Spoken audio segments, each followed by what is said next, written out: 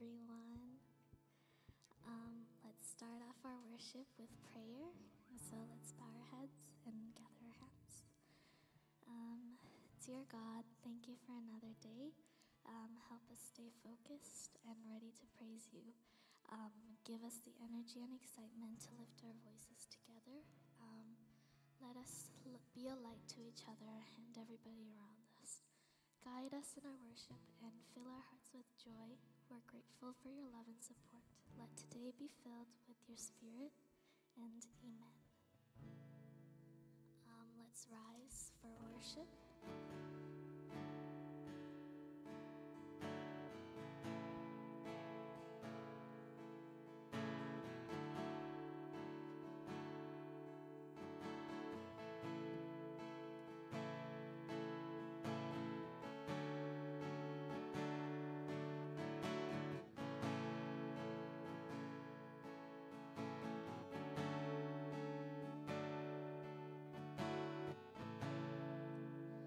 Your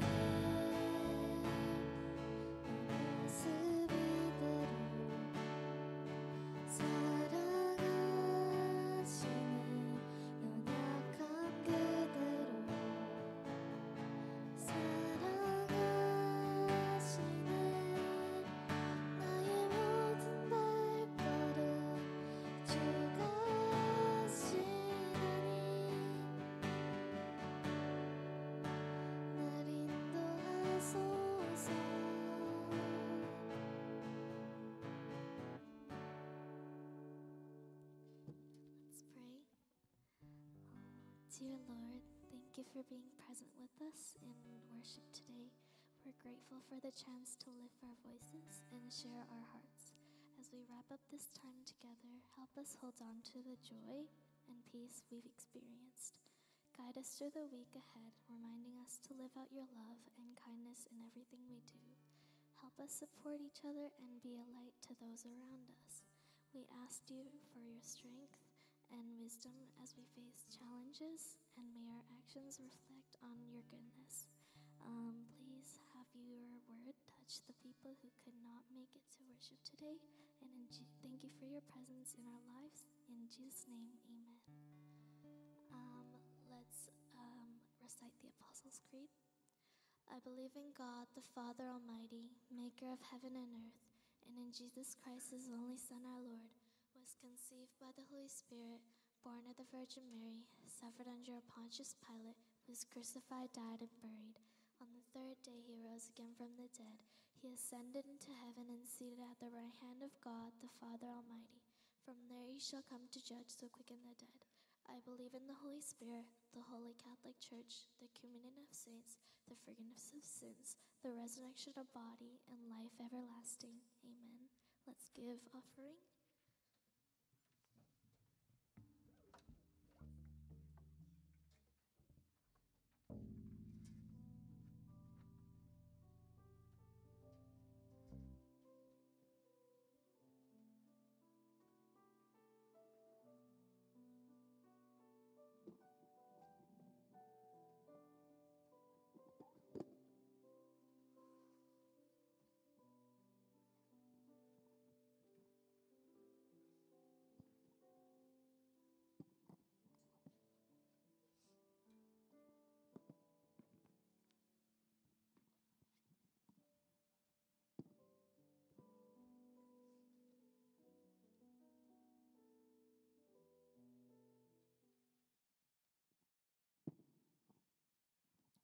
Dear Heavenly Father, thank you for gathering all of us here in your kingdom to praise you and listen to your words.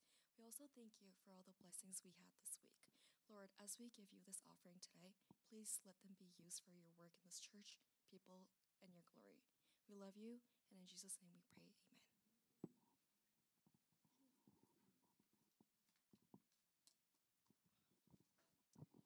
Today's scripture is from Acts 1, verse 4 to 11.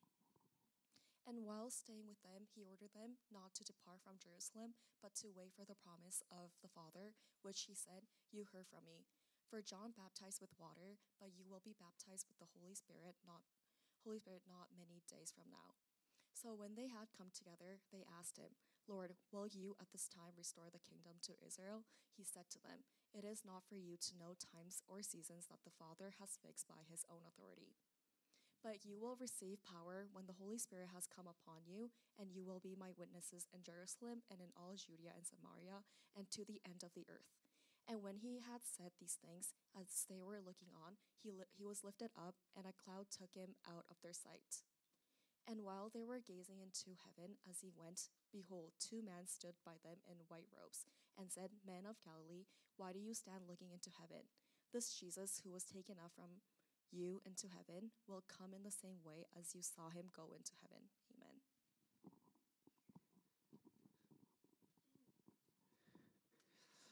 Good morning, everyone. 우리 서로 한번 인사해 보겠습니다. Yeah, let us greet one another.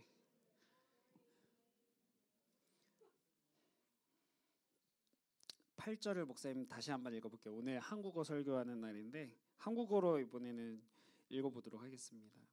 "오직 성령이 너희에게 임하시면 너희가 권능을 받고 예루살렘과 온 유대와 사마리아와 땅끝까지 이르러 내 증인이 되리라 하시니라." 제자들은 예수님으로부터 커미션을 받았죠. 그래서 우리 지난주에 그레이트 커미션이라는 거를 배웠었는데, 예수님의 제자들은 이제부터 예수님의 증인 witnesses가 되어서 예수님을 전하고 복음을 다른 사람들에게 가르치는 그런 일을 해야 됐습니다. 그래서 제자를 삼고 그 세 가지 봤었죠. 우리 지난주에 go and make disciples and teach, 이거를 지난주에 봤었습니다. 무엇보다 제자들은 예수님의 복음을 전해서 나만 아니면 우리만이 아니라 다른 사람들도 죄를 깨닫게 하고 회개하게 하고 예수님을 구원자로 믿도록, 그래서 그리스도인다운 삶, 제자다운 삶을 살도록 해야 됩니다. 사도행전에서는 이 사명의 범위를 이야기하는데, 스코프를 이야기하는데, 그거를 땅 끝이라고 했어요. The end of the earth. 지금 제자들은, 여러분 갈릴레오 갈릴레이 들어봤어요? 누군지 알아요? 그때 당시에는, 그러니까 제자들은 갈릴레오 갈릴레이 전이죠. 갈릴레오 갈릴레이는 미들 에이지잖아요. 미들 에이지 때까지만 해도 사람들은 지구가 도는 게 아니고 지구 주변에 있는 태양계가 돈다고 생각해요. 지구를 중심으로. 그죠? 여러분 아는 거 맞죠? 근데 지금은 어때요? 지구가 사실은 도는 거죠. 그래서 우리 시니어 하이스쿨 캠핑 갔다 왔는데 막 귀신 얘기 되게 많이 물어보더라고요. 귀신 떠 있을 수가 없죠.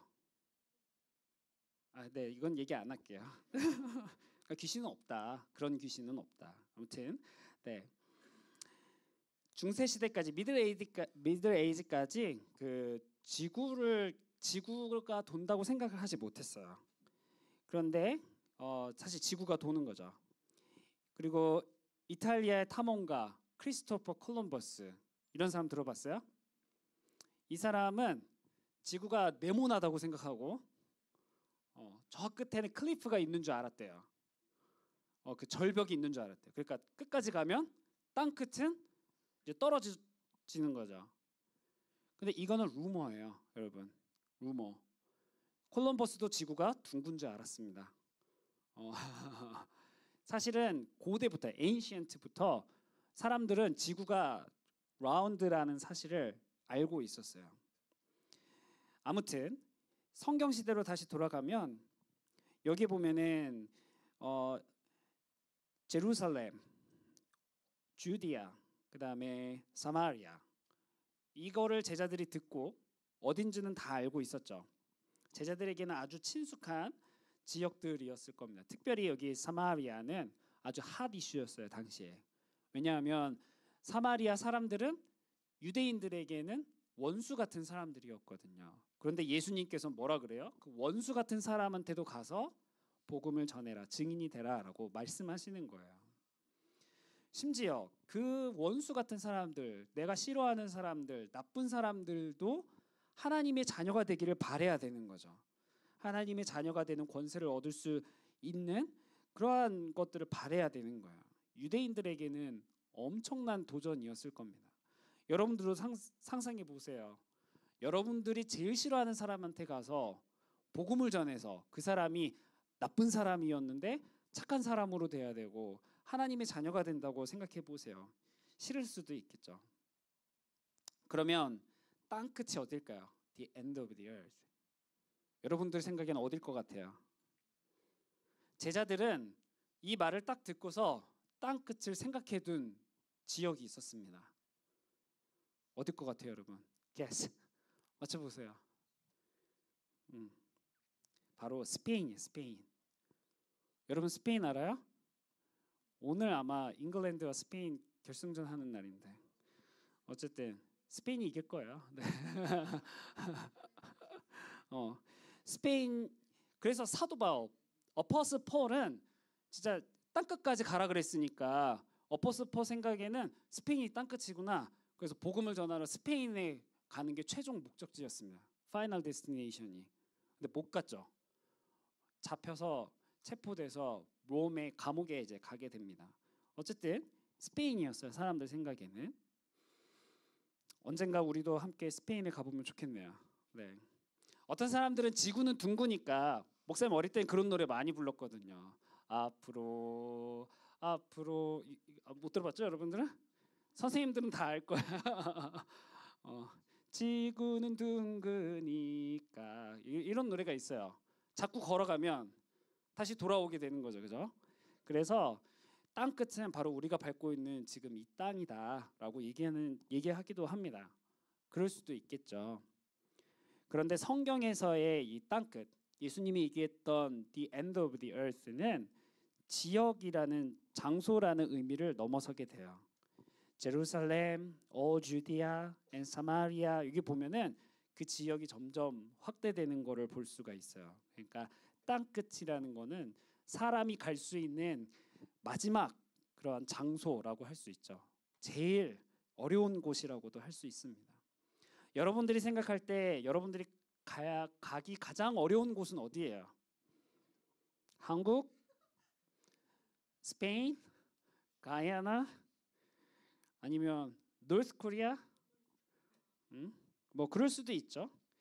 그렇지만 어떤 의미에서는 이런 나라들, 목사님 지역이 아니라 그랬잖아요. 지역을 뛰어넘어서 우리가 가장 가기 어려운, 복음을 전하기 어려운 그런 곳일 수도 있어요.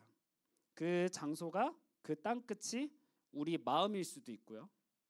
그 땅 끝이 우리의 가족들, 우리의 친구들, 우리의 이웃들일 수도 있습니다. 심지어 내가 원수처럼 생각하는 그 사람이 땅 끝이 될 수도 있어요. 그렇다면 우리가 제자라면 우리 어떻게 해야 돼요? 그 사람들한테도 가서 복음을 전해야 하는 거죠.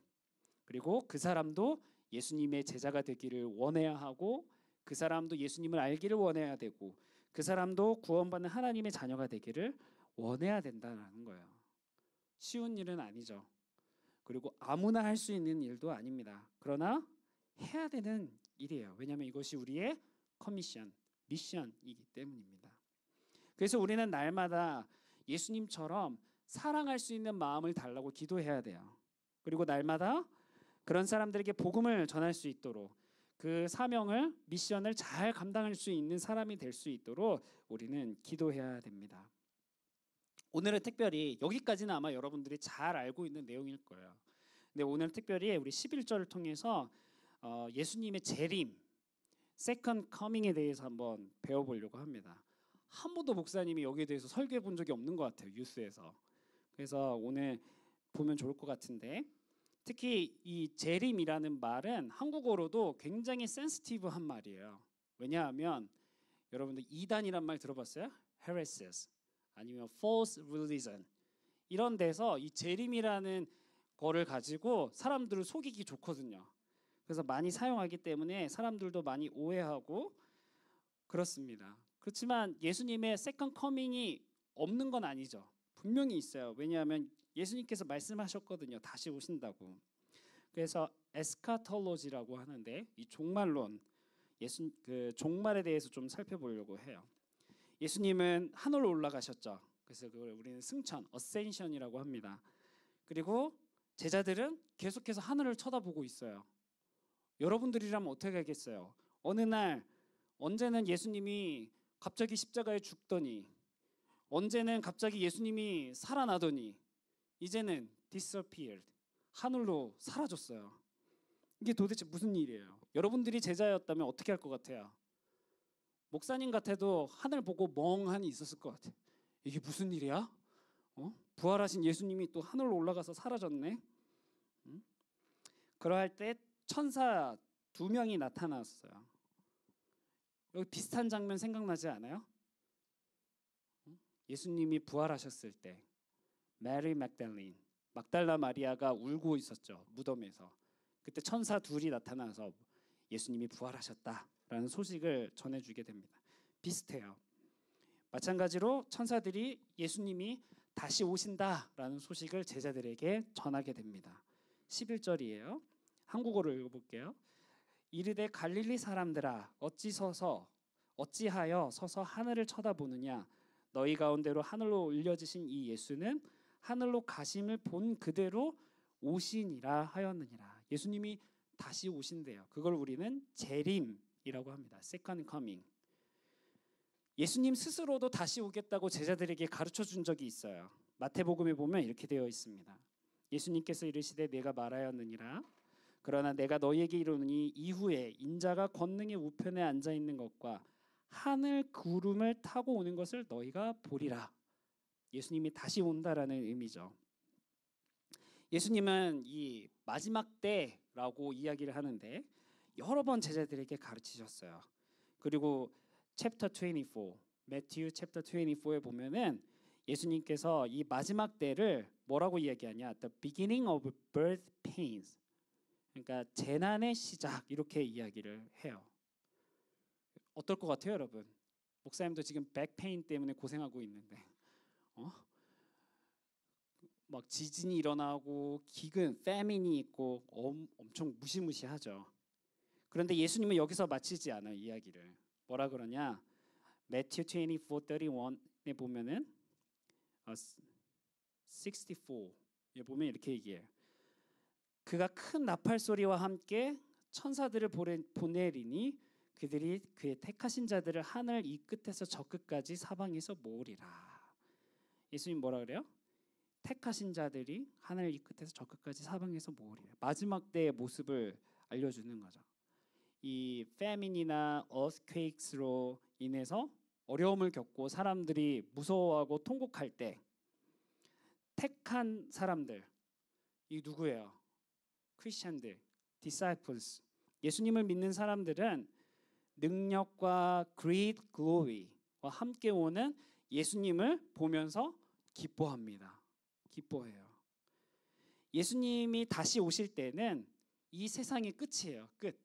이 세상은 이제 없어요. 다시 오시면 마지막 때라고 합니다. 예수님께서 세상 끝날까지 함께 하시겠다고 했잖아요. 그죠? 예수님의 말씀이 그런 말씀이 떠오르긴 하는데 이 마지막 때에 대해서는 이 레벨레이션, 요한계시록에 잘 묘사가 돼 있어요. 그러나 우리가 경험해 보지 못한 미래의 일이기 때문에 이해하기 굉장히 어렵습니다.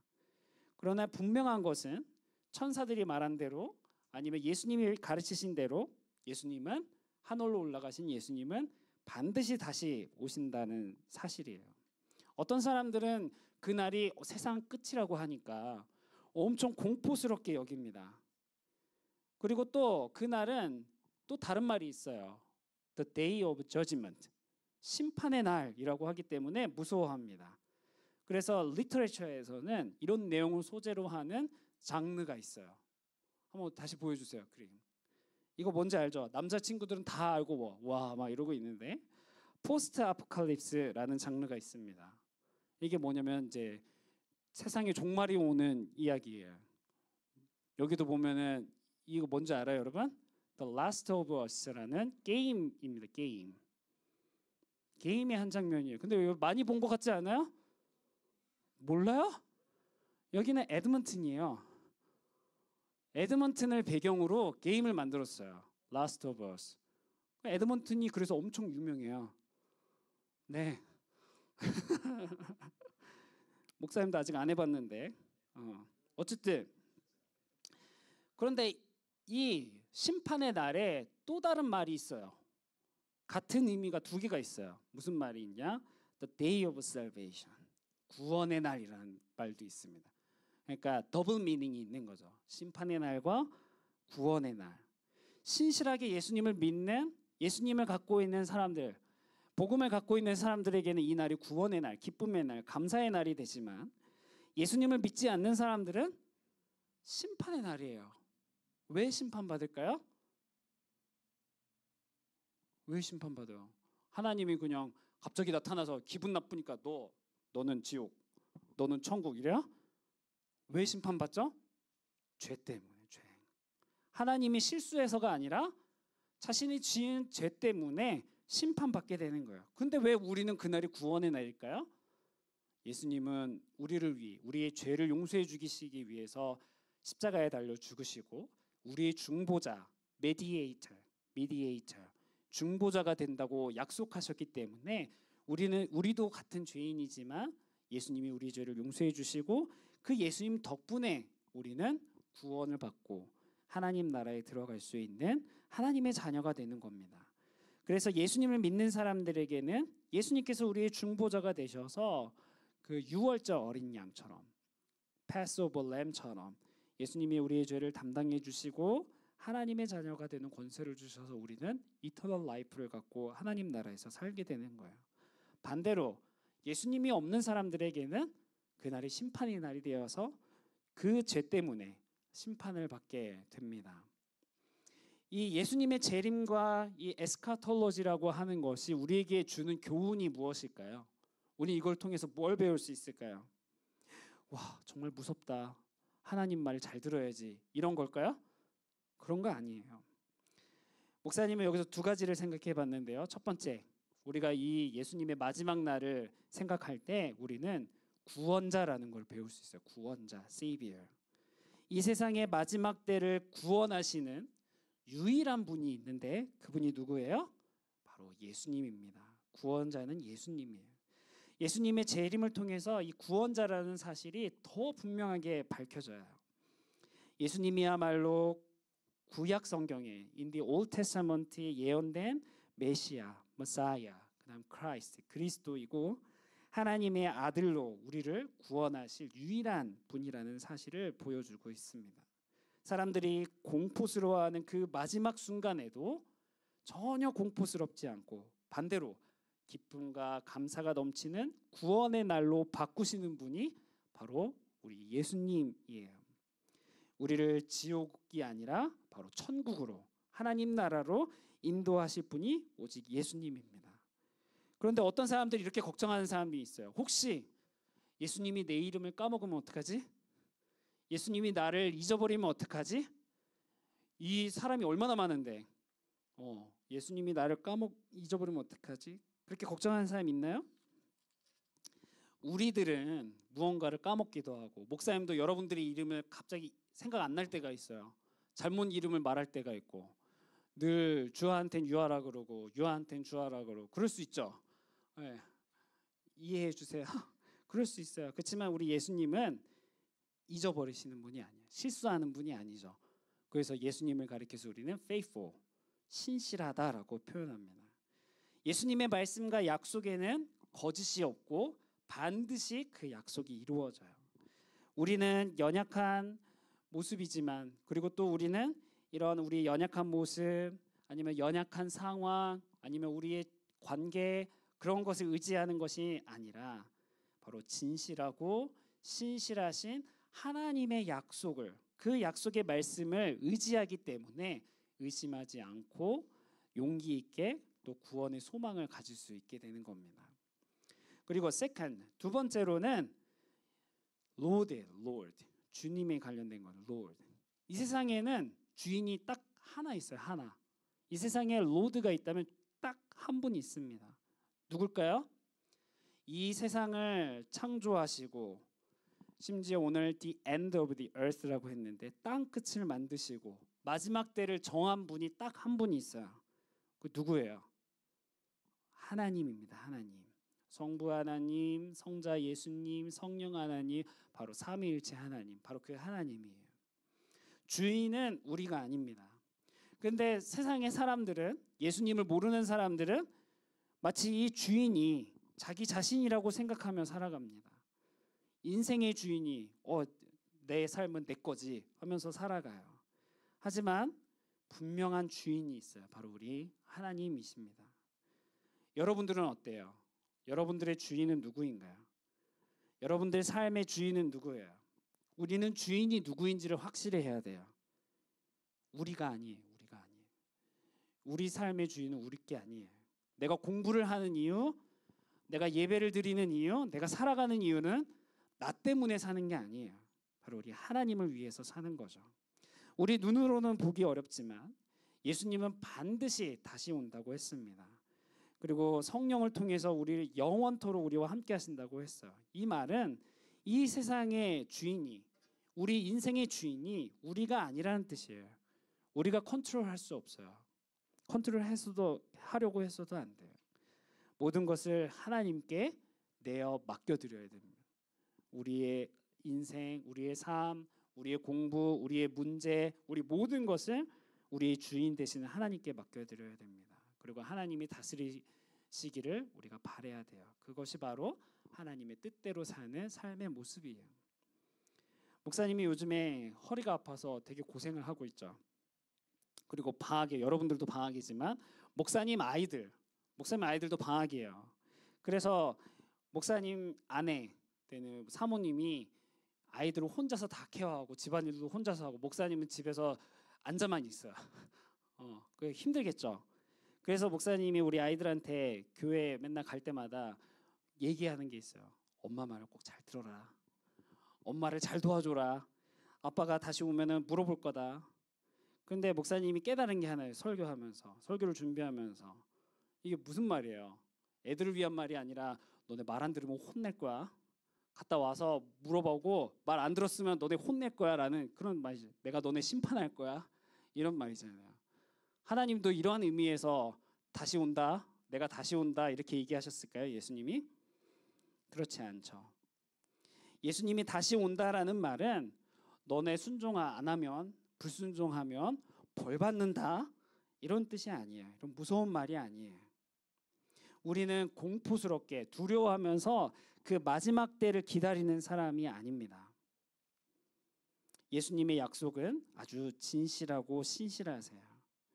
그리고 예수님이 우리의 주인이 되시고 예수님이 우리의 구원자라는 사실을 아주 분명하게 보여줍니다. 그래서 그 마지막 때를 구원의 날로 우리는 여기고 기쁨이 넘치고 감사가 넘치는 날로 우리는 생각할 수 있어야 돼요. 그렇기 때문에 이 땅을 살아갈 때에도 우리는 무서움과 두려움 속에 살아가는 것이 아니라 바로 기쁨과 예수님이 주는 감사로 살아갈 수 있어야 됩니다. 그런데 우리 경험해봐서 알지만 매 순간순간마다 기쁨과 감사와 성령 충만함과 그렇게 살진 않잖아요. 그죠? 실패할 때도 있죠. 근데 만약에 생각해 보세요, 여러분. 그 실패하는 삶의 주인이 우리라면 절망적인 거예요. 우리는 늘 실패할 수밖에 없는 사람들이니까. 그러나 그 주인이 하나님이라면 실패하시겠어요? 그렇지 않죠. 반드시 하나님은 성공하십니다. 그렇기 때문에 우리가 그 하나님을 더욱더 의지할 수 있는 거예요. 그 하나님이 이 세상을 만드시고 주관하시고 다스리십니다. 그리고 그 하나님이 우리도 다스리세요. 우리도 인도하세요. 그 하나님 덕분에 또 우리가 그 하나님을 의지하기 때문에 우리 삶에는 기쁨과 감사와 사랑과 이러한 것들이 있을 수 있는 거죠.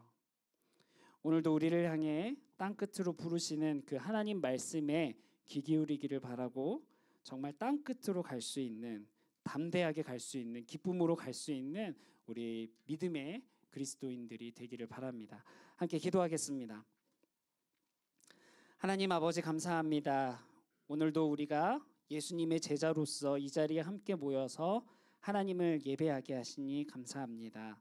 우리를 예수 그리스도의 증인이 되게 하시고 또 복음을 전할 수 있는 증인들로 우리를 부르심에 감사를 드립니다. 세상 끝날까지 함께 하시겠다고 또 다시 오겠다는 그 예수님의 약속을 기억합니다. 우리가 이러한 말씀들을 통해서 다시 한번 예수님만이 우리의 구원자가 되시고 예수님만이 우리의 주인, 주님이라는 사실을 깨닫게 됩니다. 우리 삶의 모든 것을 우리의 구원자가 되시고 주님 되시는 예수님께 맡겨드리게 하여 주시옵소서. 하나님은 실수가 없으시고 또 신실하심을 믿습니다. 하나님만을 의지합니다. 우리의 삶을 인도하여 주시옵소서. 오늘도 우리가 하나님의 말씀을 의지하면서 또 예수님께서 명령하신 그 땅끝으로 가기를 원합니다. 그 땅끝에서도 우리가 제자로 살아갈 수 있도록 하나님 인도하여 주시옵소서. 예수님의 이름으로 기도드립니다. 아멘. 지금은 우리 주 예수 그리스도의 은혜와 하나님의 크신 사랑과 성령님의 교통하심이 오늘도 제자들에게 사명을 주시는 그 예수님의 말씀을 기억하고 그 사명을 감당하기를 원하는 귀한 예수님의 제자들 가운데 영원토록 함께 있을지어다. 아멘.